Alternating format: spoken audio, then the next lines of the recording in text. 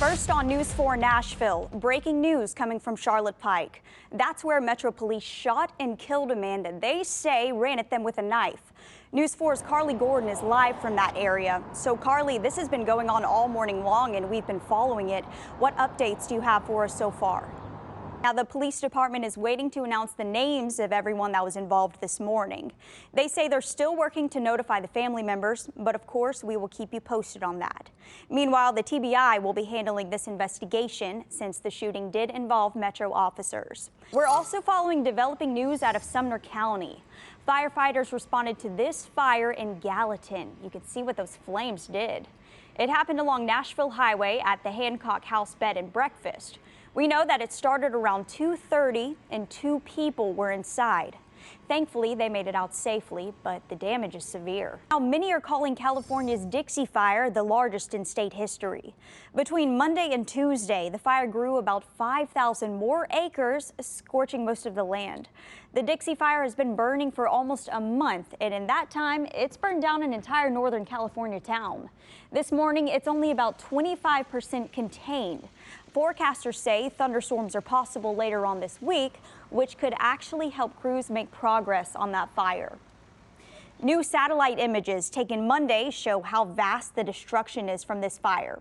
Now, these are before and after images that you're looking at right now from the town of Greenville, the town that was burned to the ground. You can see as we're swiping through here, the before is on the left, and then when you slide it through, the after is on the right. Almost 900 structures, including homes and buildings, have been destroyed. Piling on to your day right now, we're still under a 4-1 weather alert. The heat is on, and Dan, boy, is it brutal outside. We're talking dangerous temperatures today. Williamson County schools have brought back their mask mandate, but right now it's only for elementary school students. The move came last night during a school board meeting that got heated. I mean, it lasted for 4 hours. Superintendent Jason Golden said last week that masks would be encouraged and recommended, but not required. Well, that all changed last night. The new requirement begins this Thursday. Governor Bill Lee signed off on a $10,000 reward for information about an unsolved murder. Around this time 2 years ago, 30-year-old Terrell Ray was gunned down at a condo in Murfreesboro. His Camaro was stolen and later on found in Nashville. No one has been charged for the crime. This video on your screen is from about 2 years ago. That's when a Murfreesboro church held a vigil for Ray. Now, if you know anything at all about his murder, give Murfreesboro police a call.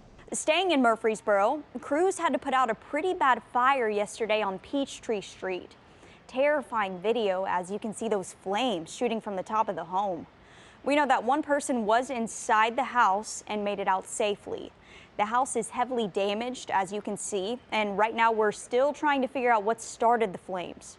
Right now, a local group is calling on Nashville leaders to prioritize safety for party buses and other transportation. Safe Fund Nashville launched a petition for safety when it comes to unregulated party vehicles. This comes about 2 weeks after a 22-year-old fell face first off of a party bus downtown. We have new pictures to show you of a really big problem in a local creek. It has officials warning people not to fish, drink, play, and especially swim in it. DeKalb County Emergency Management says an unknown substance was found in Hickman Creek. Officials say it's led to several dead fish. This is impacting people in the area from Alexandria downstream into Smith County. Several agencies are working to try and fix the problem right now. And of course, we will let you know as soon as we get some answers. Now, this is an interesting one. One man was arrested after using a stolen pizza cutter to threaten police during a burglary. Our news partners at WKDZ Radio say this man, 36-year-old Brandon Smith, was robbing a home in Hopkinsville when he threatened a witness with a pizza cutter that he stole. He used that same pizza cutter to threaten police when they arrived.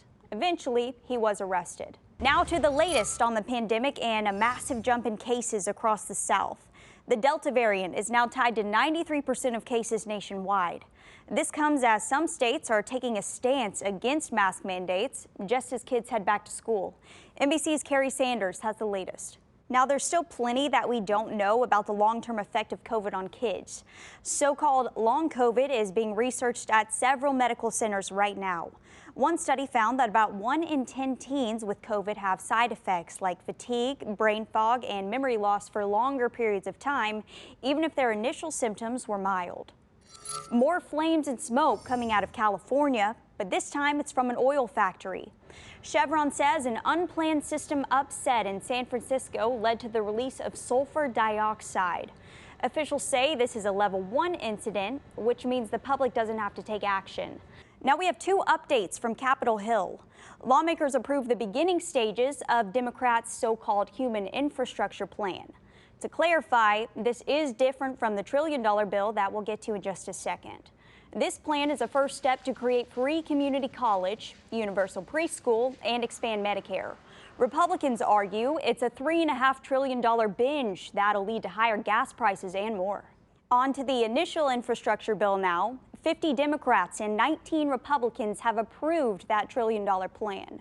Now, this is a major victory for President Biden, as it was a huge part of his agenda. Vice President Harris traveled to Capitol Hill to preside over the final vote. Right now, millions across the country are waking up to extreme heat and severe weather, which actually could last all week.